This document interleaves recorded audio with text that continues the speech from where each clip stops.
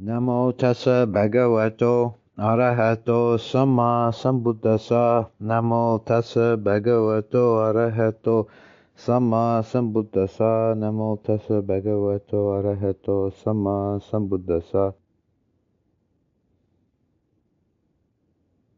The three components of the Buddha's path are sila, samadhi, panya. That is ethics, meditation, and wisdom. In some other lists, samadhi is replaced by bhavana, development, meaning mental development. And it's the broader kind of category. It's a mistake to think that the practice of the path or the development of bhavana is limited to formal practice.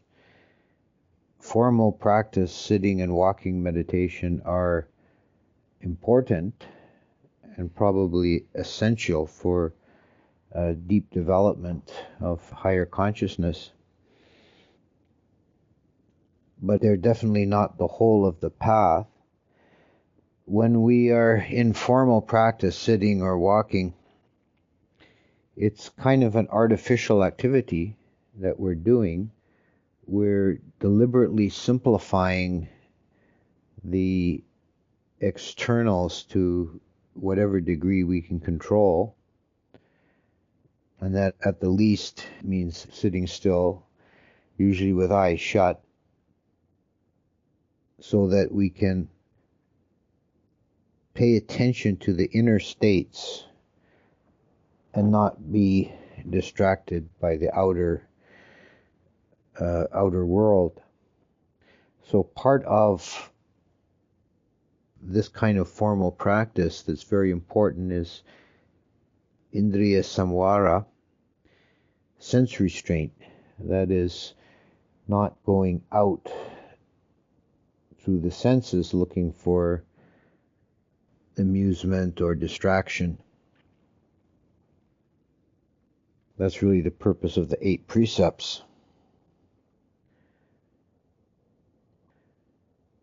However, what I want to really talk about this afternoon is the role of bhavana outside of formal practice, when we're not just sitting with eyes shut, but we're engaging in various activities in the world.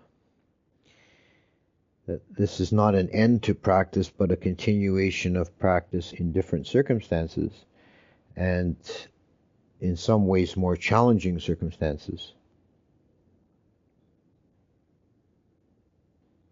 Part of what all human beings have to do in one form or another, one degree or another, is their daily duties. They have to do some work during the day just to keep the body functioning. And the practice of meritorious activity is considered to be a valid and progressive form of practice. In some traditions, it's called karma yoga. It's also making merit. I've been thinking about this in the last little while because I've been very much personally immersed in physical work for the last few weeks. And I've been recalling some of the teachings about karma yoga. And two things particularly come to mind, 2 sayings from 2 of my very important teachers in my life. One is the saying of Ajahn that I heard him say many times, that I remembered often and is very useful to me, is, if you can't get out of it, get into it. A very simple little teaching there. It's very counterproductive if there's some task that needs doing and you do it with a divided mind and you're internally grumbling about having to do it. then first of all, the job is not done very well. And secondly, you're making yourself miserable while you're doing it. And whatever merit you might be making is diminished.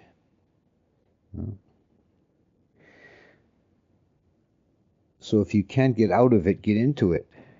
Put your whole spirit, body, and mind into the task at hand, and try and do it to the best of your ability and with a fullness of commitment.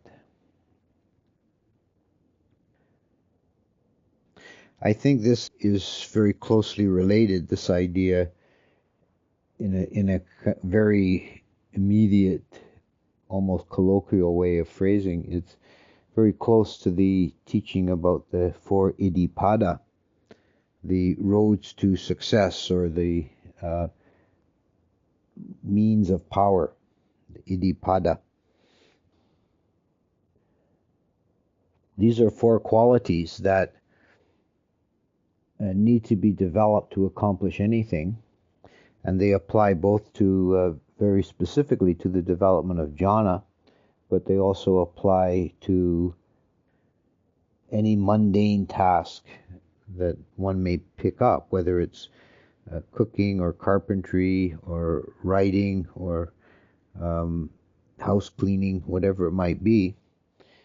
It's done more effectively and with greater spiritual benefit if the Iddhipadas are engaged. And the first one of these is chitta.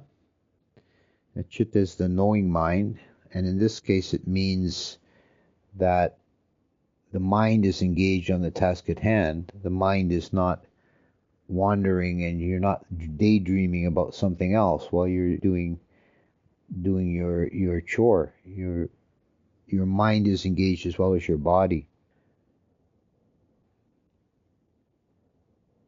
Chanda, the second one, chanda has been translated as desire or enthusiasm. It's the more general term. We say in like the second noble truth that desire is the cause of suffering, but that's tanha, which is specifically desire for sense objects, the desire for being and the desire for not being. Chanda is more general, and it's either positive or negative depending on the context and the object. There is, for example, Dhammachanda, which is the desire or the enthusiasm for Dhamma, which is essential for making progress. But Chanda generally applied to any task, whether it's developing jhana or doing the dishes. Chanda means that you're enthusiastic about it. You're putting your whole spirit into it. You're engaged with that kind of joyful enthusiasm. Virya, the third one, is energy, which means that you make the effort. It's often found that in making an effort to do anything, the biggest hurdle to overcome is getting started. The biggest block to putting in effort is making that initial push. So there's an old saying, well begun is half done. And I think there's truth to it. When you put in energy, you actually then create new energy. It becomes a reinforcing loop. So do it energetically. And the last one is vimamsa, which is investigation. And this could be understood as intelligent curiosity. That whatever you're doing, you shouldn't do it mindlessly and robotically, but with a sense of inquiry and investigating the methods and the techniques and learning by doing and making it a learning experience, whatever you're doing, so to improve it. And this applies to meditation as well. We judge our progress in meditation by the results, and we adjust our practice accordingly. But this also applies to any kind of mundane task. You observe the results and feed it back into the process to improve the process.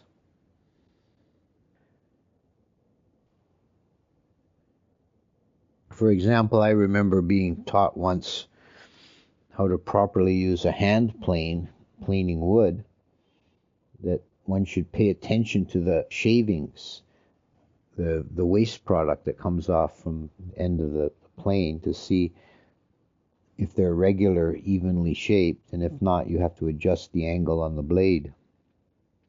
And this sort of thing applies to any task or job that you're doing.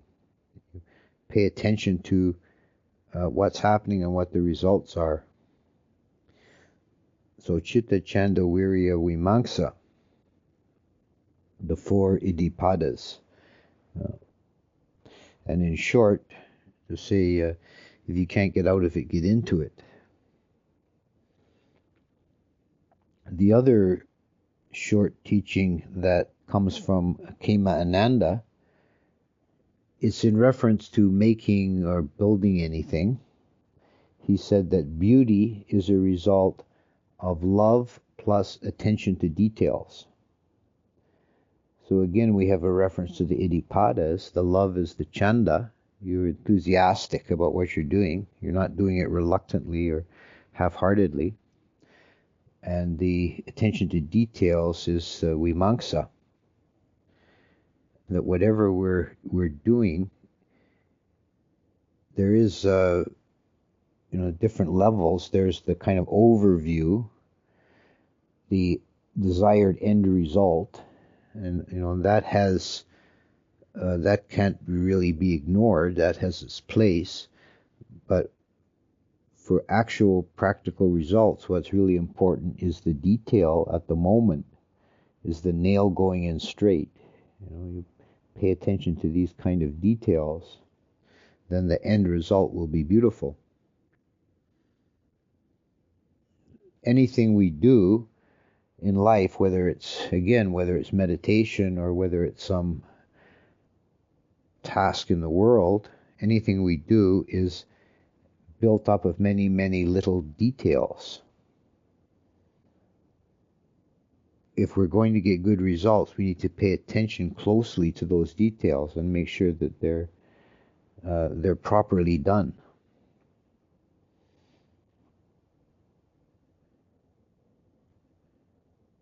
On a broader view, what are we actually doing when we undertake some kind of constructive task?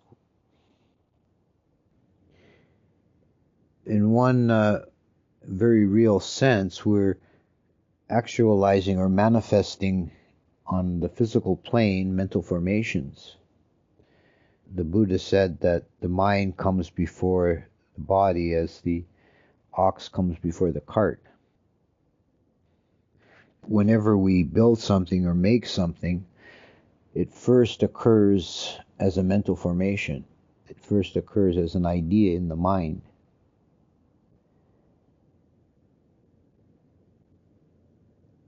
And it's possible, we have in the course of a day, we have many ideas in the mind.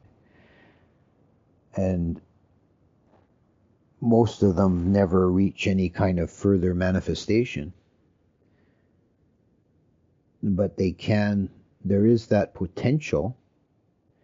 We can either manifest them verbally and then we share them with others as speech or writing, or we can manifest them on a physical plane. When we make something or build something, we're actually manifesting out of material form a mental formation.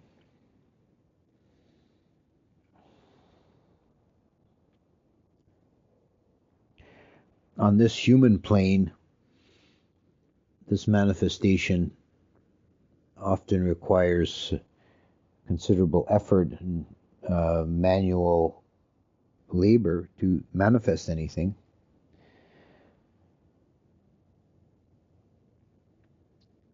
And we would regard, anything directly manifested by the mind as supernatural or magical. But in the Dewa realms, there are examples of this. The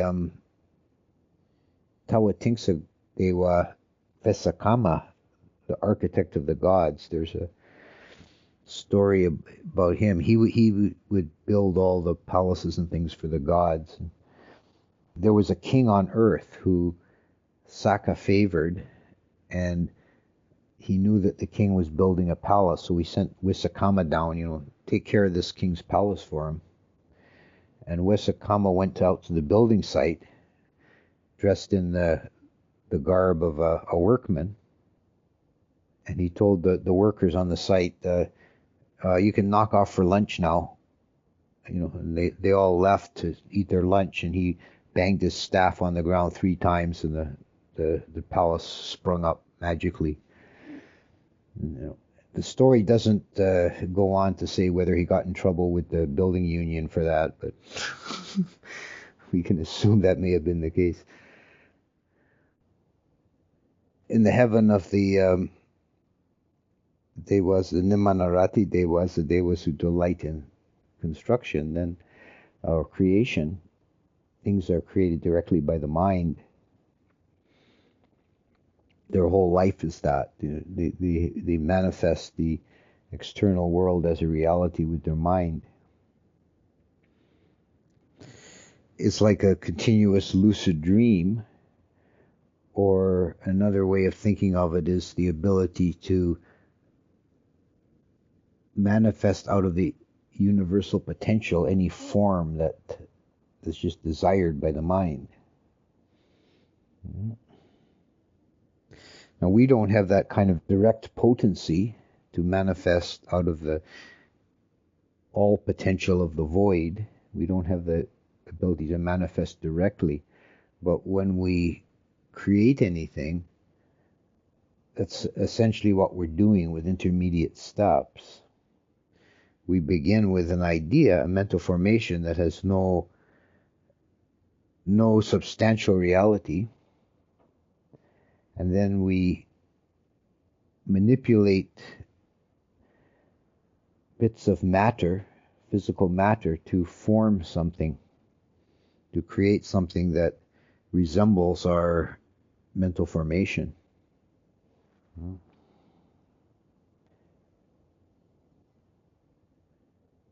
It was said of Michelangelo that when he made a statue, whether it was of Apollo or Moses or whatever he was carving, he would see it in the block of marble and just chip away the bits that were extraneous to the form.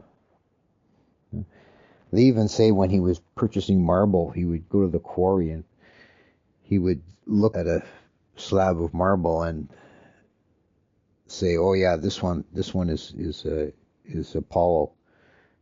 Take it to my workshop. Just got to chip away the bits that are not Apollo."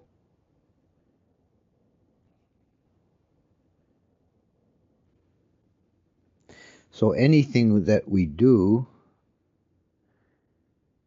can become a kind of bhavana, a mental development, if we have the right attitude and we put ourselves into it with the 4 iddhipadas. And we're manifesting something on the physical plane out of mental formations. So we're playing with reality.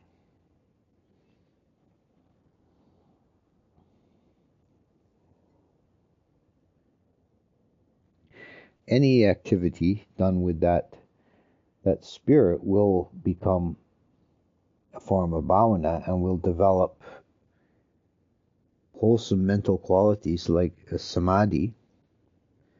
Samadhi is the focus, the stillness of the mind. And samadhi developed in meditation, we take a single object and try to stabilize the mind on it. And when we're in activity, we cannot develop that kind of very deep samadhi, but we require a momentary samadhi of close attention to the detail of the moment. So that the mind is focused and stabilized on attention to that detail.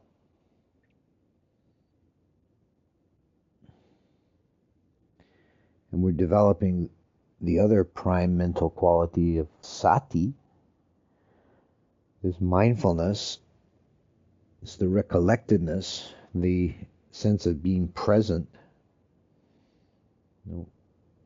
So we have to be present at the moment with what we're doing. And this is that iddhipada of citta, that the mind is not divided or wandering, that the mind is fully engaged. And then this becomes a very powerful tool of developing those mental qualities that are essential for meditation, sati and samadhi.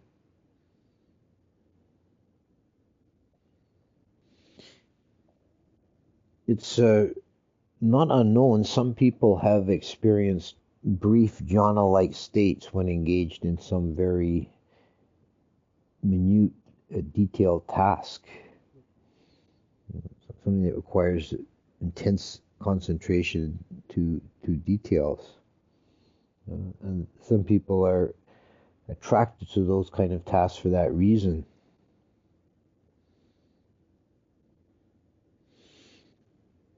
And I think a strong reason why some people are attracted to dangerous sports like rock climbing is because that requires a high degree of sati, of attention to detail, of mindfulness, of being present. It forces the mind to pay attention.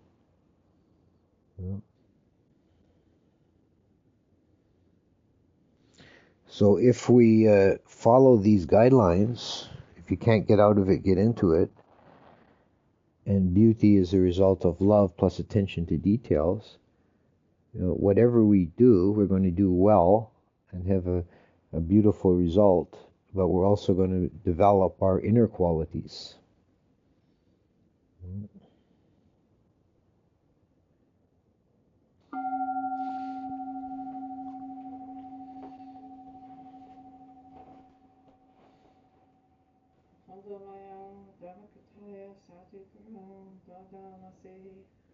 Sadhu, sadhu,